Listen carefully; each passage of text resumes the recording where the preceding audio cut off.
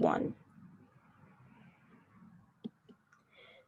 Describe a modification you made to a compensation or benefits policy which you have made your program more competitive.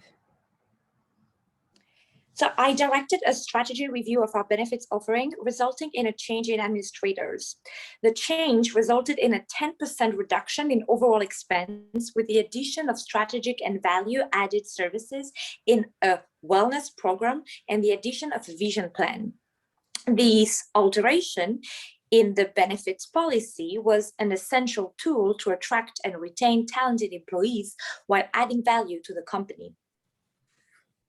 Tell me about your last recruiting experience interviewing or hiring an employee. What techniques did you find most effective in finding the right person for the job?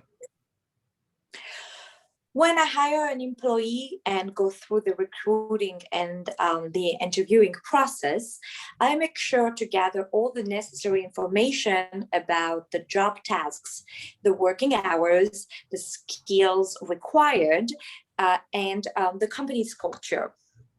Recently, I recruited a candidate internally rather than externally, thanks to staff referrals, which directed me to the right person for the job.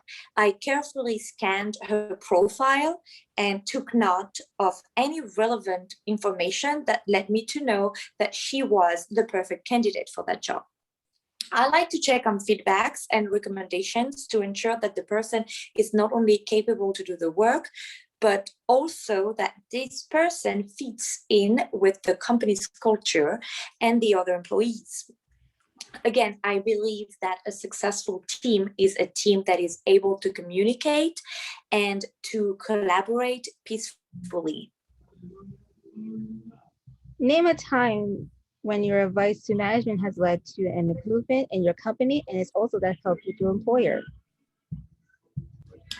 I once advised my management to restructure the marketing strategy of the company when I was an HR director at Rite Aid.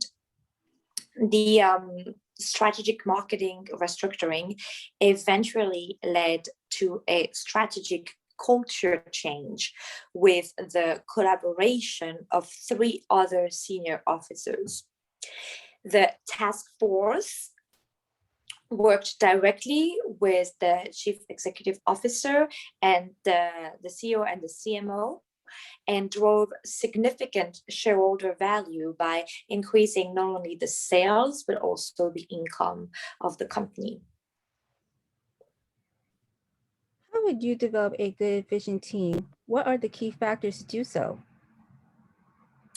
So I believe that to develop a good, efficient team, you need to create a trustworthy atmosphere, trustworthy environment within your department, whereas mutual respect is the base of the team's members' relationship. So I believe in respect and trust. When everyone is cooperating and openly communicating, the organization achieves its set objectives faster, saving time through structure and coherency. An overall happy and positive team is definitely cost effective and more productive, which at the end also add value to the company and can maximize its profits. Here's a question that we always ask our local employees along with people who are coming into the scene. Tell me how you organize, plan, and prioritize your work.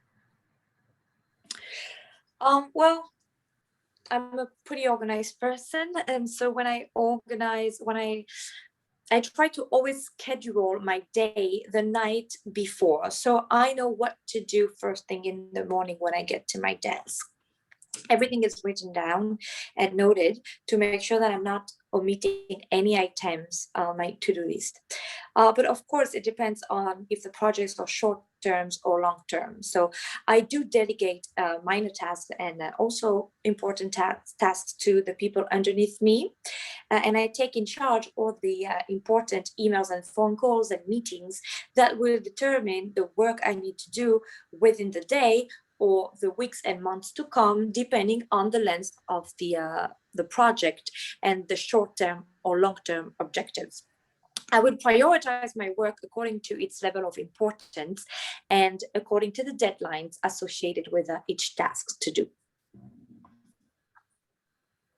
Tell me about your greatest professional accomplishment, your biggest achievement that you had made. My greatest, sorry, was it? Yeah. Yes. My greatest professional accomplishment, actually, in my opinion, is my ability to adapt to different industries and workplaces, showing my strengths and work ethic across very different industries. So I've worked in many different industries, and I was always able to quickly adapt to the new environment. And I'm proud to have worked for many different companies throughout my career, enhancing my experience, knowledge, and skills. I have faced a broad range of personalities and characteristics amid employees and executives, and I can say with confidence and pride that I could successfully deal with any sorts of challenging situations, and hopefully the one that I will be facing at Apple. Apple is a tech company, and even though I worked in retail and fashion most of my career, and pharmaceutical, I do believe that I'll be a great fit for Apple and for such a creative company. Well, Juliet, we are very impressed with what we have with your notes and everything that you've told us about your previous careers and your biggest accomplishments.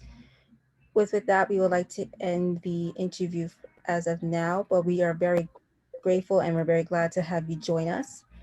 And you'll be hearing back from us with the results, and hopefully you'll know by then if you'll be accepting the position or not. Thank you so much for taking the time out of your day. Thank you very much.